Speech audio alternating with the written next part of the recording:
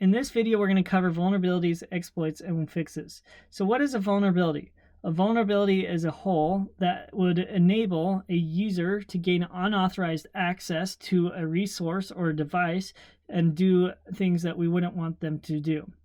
An exploit is actually what takes advantage of that particular weakness.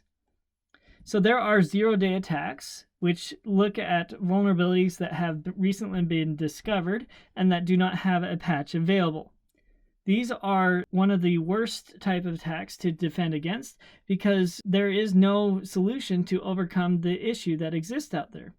And so exploits that take advantage of these 0 days are something that we need to be concerned about.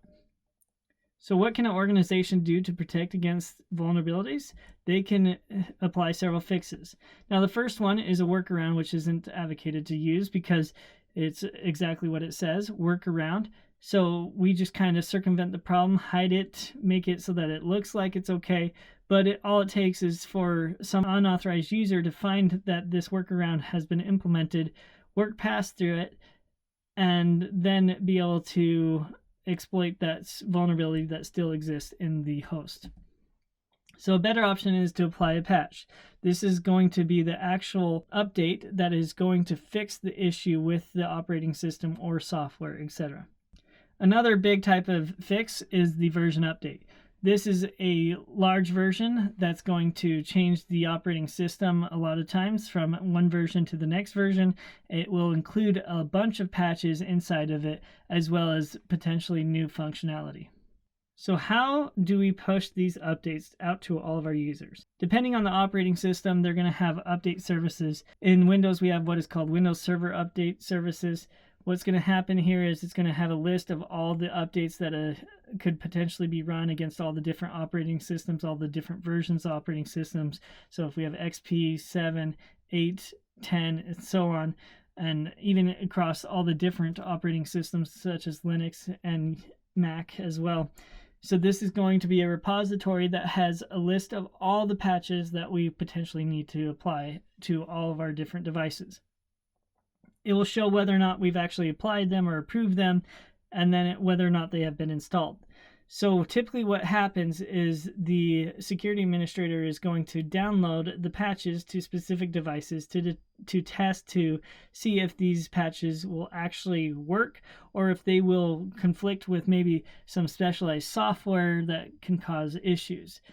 After they've tested these patches, they will then approve them, and then they will send them out to be installed on all devices. Another thing that we need to patch is our antivirus software. So each virus that comes through our network has a signature attached to it, and antivirus software knows what those signatures are because they store a repository of them. And so what we'll need to do is update our antivirus software mainly to update the new signatures that have been discovered out in the world that could potentially cause harm to our host. And so we need to update our antivirus to be able to protect ourselves against this. Here are some of the top players in antivirus across the world. So what problems exist with patching? First, we have administrators that are overwhelmed with patches. Again, you have patches for operating systems, for the different versions of the operating systems, for applications and the different versions of the applications. And this becomes so overwhelming to determine which patches should be the primary focus of the organization. Additionally, you have time and labor costs. This includes downloading those patches, testing them, making sure that no issues happen from installing these patches. The prioritization of patches. How do we know which patches we should focus on?